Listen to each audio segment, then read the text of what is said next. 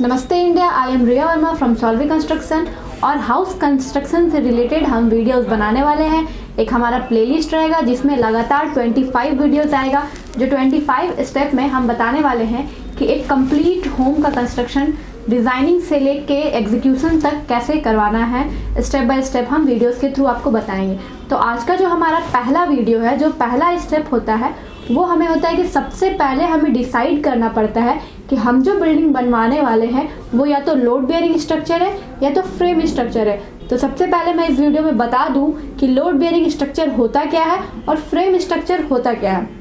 हमारा जो load bearing structure है उसमें जितना भी बिल्डिंग का लोड आता है ऊपर सरफेस से, जितना भी लोड है वो सारा वॉल में ट्रांसमिट होता है। वॉल के थ्रू वो फाउंडेशन में जाके सॉइल में जाता है। जो भी लोड का ट्रांसमिशन है वो थ्रू वॉल होता है। और जो हमारा फ्रेम स्ट्रक्चर है इसमें जो बिल्डिंग का जितना भी लोड है वो स्लैब में आता है, स्लैब से बीम में आता है, beam to column, then column to foundation and foundation to soil में वो लोड डिस्ट्रीब्यूट हो जाता है। तो हमारा फ्रेम स्ट्रक्चर में जितना भी लोड है वो थ्रू फ्रेम से वो ट्रांसमिट हो जाता है। और लोड वॉल स्ट्रक्चर में जो भी है वॉल जो है लोड लेता है। तो हम लोग लोड वॉल स्ट्रक्चर में क्या करते हैं, वॉल का जो थिकनेस है वो 200 mm से कम हम नहीं कर सकते हैं, क्योंकि जो लोड है वो वॉल पे आएगा और वॉल का थिकनेस हम घटा नहीं सकते हैं। लेकिन फ्रेम स्ट्रक्चर में हम जो वॉल है वो एक्सटीरियर में हम 10 इंच का दे देंगे और जो इंटरनल वॉल है उसका थिकनेस हम कम रख सकते हैं, 5 इंच कर सकते हैं, क्योंकि हमारा वॉल जो है वो पार्टीशन का काम करता है, ना कि लोड का। जो लोड है वो कॉलम के थ्रू जाता है, वॉल पे लोड नहीं आता है। लेकिन लोड बेयरिंग स्ट्रक्चर में जितना भी लोड है वो वॉल ही लेता है। इसका एक डिसएडवांटेज ये भी है कि हम ओपनिंग ज़्यादा नहीं छोड़ सकते।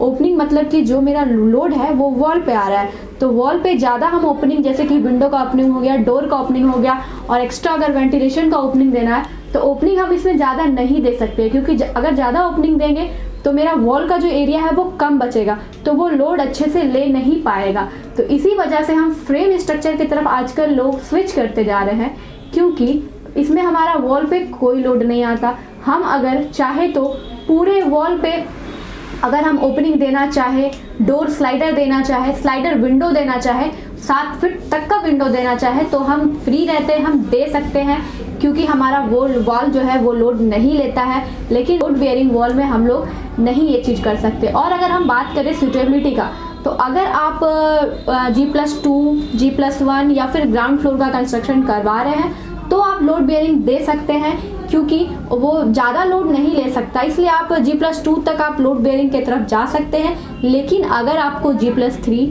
G+4, G+5 या फिर हाई राइज बिल्डिंग बनाना है तो आपको फ्रेम स्ट्रक्चर बनवाना पड़ेगा, क्योंकि वो जितना भी लोड है वॉल पे नहीं आता है, वो कॉलम के थ्रू एक फ्रेम जो ढांचा जो बनता है, फ्रेम, कॉलम, बीम, स्लैब, वो लोड उसी हिसाब से जाता है।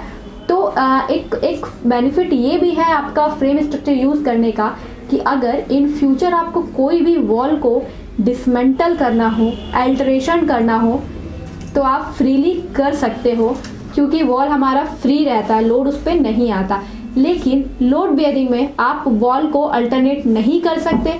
जो हमारा फ्रेम स्ट्रक्चर है उसमें हम इन फ्यूचर अगर चाहे तो वॉल, अगर ग्राउंड फ्लोर पे हमारा वॉल का लेआउट अलग है, हम फ्यूचर में फर्स्ट फ्लोर का लेआउट अलग कर सकते हैं, बट हम लोड बेयरिंग वॉल में ऐसा नहीं कर सकते, क्योंकि ग्राउंड फ्लोर पे जो वॉल आएगा, फर्स्ट फ्लोर का जो वॉल है उसी वॉल पे उसका लोड आना चाहिए। तो हम लोग को वॉल के ऊपर ही वॉल उठाना पड़ता है, तो हम प्लान चेंज नहीं कर सकते हैं। वॉल के ही ऊपर हम लोग को वॉल देना पड़ता है ताकि वॉल का सारा लोड वॉल में जाए और ट्रांसफ़र हो जाए।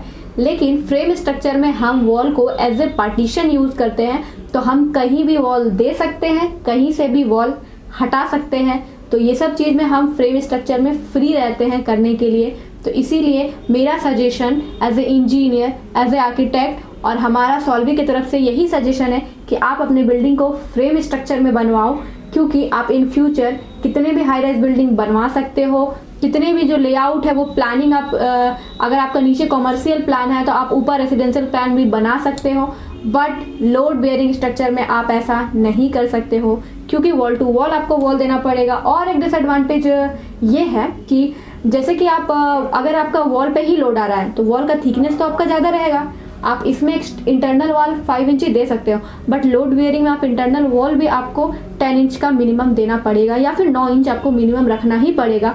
तो उससे क्या होगा, आपका जो इंटरनल रूम का जो स्पेस है, हॉल का जो स्पेस है, वो कहीं ना कहीं मार खाएगा और ओवरऑल आपका जो स्पेस है वो डिक्रीज हो जाएगा, कम हो जाएगा। बट फ्रेम स्ट्रक्चर में आपका ओवरऑल स्पेस इसके मुकाबले ज़्यादा हो जाएगा, क्योंकि इंटरनल वॉल पे अगर 5-5 इंच भी हम कम करते हैं तो ओवरऑल स्पेस जो है वो हमको मिल जाएगा। तो अगर हम कंपेयर करें लोड बेयरिंग स्ट्रक्चर और फ्रेम स्ट्रक्चर में, तो हमारा जो बेस्ट आउटपुट है वो फ्रेम स्ट्रक्चर देगा, क्योंकि उसमें हम लोग वॉल को कैसे भी कर सकते हैं, डिसमेंटल भी कर सकते हैं, अल्ट्रेशन भी कर सकते हैं, और जो हमारा लोड है वो वॉल नहीं लेता है तो हम लोग ग्राउंड फ्लोर अलग अलग वॉल में दे सकते हैं। तो इसमें हम बहुत फ्री रहते हैं, कुछ भी कर सकते हैं, बिल्डिंग में कहीं भी वॉल दे सकते हैं, कहीं भी उठा सकते हैं, कहीं भी हटा सकते हैं। बट लोड बेयरिंग स्ट्रक्चर में हम फ्री नहीं रहते, जो वॉल है उसी के ऊपर वॉल जाते जाएगा, तो हमको कहीं ना कहीं प्लान जो हमारा सेम जाएगा, हम चेंज नहीं कर सकते हैं, और स्पेस भी हमारा कम हो जाता है, लेकिन इसमें हमारा स्पेस जो है वो बच जाता है। तो आप भी फ्रेम स्ट्रक्चर की तरफ जाओ। और एक चीज़ है कि अगर आप फ्यूचर इंटीरियर डिज़ाइन करवाने वाले हो तो आप वॉल स्ट्रक्चर में ओपनिंग ज़्यादा नहीं दे सकते हो, क्योंकि वो आपका वॉल लोड लेगा, तो ओपनिंग आप नहीं रख सकते हो। लेकिन फ्रेम स्ट्रक्चर में आप जितना मन चाहे उतना ओपनिंग दे सकते हो, इंटीरियर भी आपका निकल के उसमें आएगा। अगर सपोज आप पूरे वॉल पे ही, अगर आपको वॉल ही वहाँ नहीं देना है तो आप जो डोर आता है वो दे सकते हो, या फिर अगर आपको सुपीरियर लुक चाहिए तो फ्रंट व्यू में आप अल्मुनियम 7 फीट वाला विंडो आता है वो भी आप दे सकते हो, तो आपका बिल्डिंग एलिगेंट हो जाएगा, सुपीरियर लुक आ जाएगा। लेकिन लोड बेयरिंग स्ट्रक्चर में आप ऐसा नहीं कर सकते हो। और लोड बेयरिंग स्ट्रक्चर का बस एक पॉजिटिव फैक्टर मुझे ये दिखता है कि लोड बेयरिंग में आपका कॉस्ट कम जाता है, बट वो थोड़ा रिस्की है, और इसमें आपका कॉस्ट थोड़ा लगता है, बट आपका बिल्डिंग जो है उसका स्टेबल हो जाता है, वो अच्छे से, वो आपका in future I think 50 year तक उसका लाइफ टाइम बढ़ जाता है। तो 50 ईयर तक आपका बिल्डिंग का लाइफ लाइन है। तो आप भी लोड बेयरिंग स्ट्रक्चर अगर बनवाते हो तो लोड बेयरिंग स्ट्रक्चर की तरफ ना जाके फ्रेम स्ट्रक्चर पे बनाओ है। तो ये वीडियो बनाने का हम लोग का मोटिव ये है कि आप समझ सको कि लोड बेयरिंग स्ट्रक्चर है क्या और फ्रेम स्ट्रक्चर है क्या, और आपको कौन सा स्ट्रक्चर बनवाना है। इस वीडियो के डिटेल से आप जान सकते हो कि आपको लोड स्ट्रक्चर बनवाना है या फिर फ्रेम स्ट्रक्चर बनवाना है।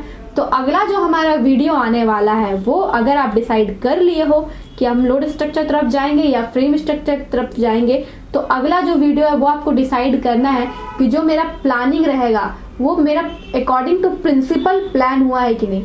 डिज़ाइन करने का सिद्धांत के बारे में अगले वीडियो में हम बात करने वाले हैं। तो गाइस, बने रहिए हमारे साथ। To build your dream, do like, share, subscribe and ring the bell icon. Bye bye.